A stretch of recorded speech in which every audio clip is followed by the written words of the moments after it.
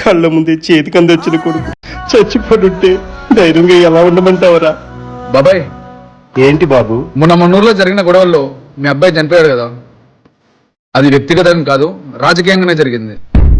మీ అబ్బాయి మన YCP party అని, ఆ తెలుగుదేశం పార్టీ వాళ్ళని చంపేశారని మీరు నాకు సపోర్ట్ చేస్తే చాలు. ఇదే కాదు, ఇంతకు మించి వస్తాయి. మీరు ఓకే అంటే మీ వీడియోలు ఫోటోలు మా అధ్యక్షుడికి పంపిస్తా. తీసుకోండి బాబాయ్. మీరు మారరా? మీ 5 ఏళ్ల అధికారంలో హత్యలు అన్యాయాలు చూసే కదరా మళ్ళీ మీకు అధికారం ఇవ్వనిది.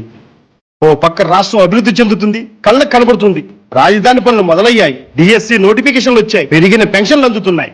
ఇన్ని మంచి పనులు జరుగుతుంటే మీ కళ్ళకు కనబడతలేదురా? మీ పార్టీ అధ్యక్షుడు మాత్రం శవాలు శవరాజకీయాలంటూ తిరుగుతున్నాడు. ఇప్పటి వరకు మీరెన్నో శవాలతో శవరాజకీయాలు చేశారు, అందులో నా కొడుకు మాత్రం ఉండడు. ఈ రాష్ట్రంలో మీ పార్టీ పరిస్థితి అది. మళ్ళీ శవాలు అవి ఇవి అంటూ వస్తే మీకుంటుందిరా.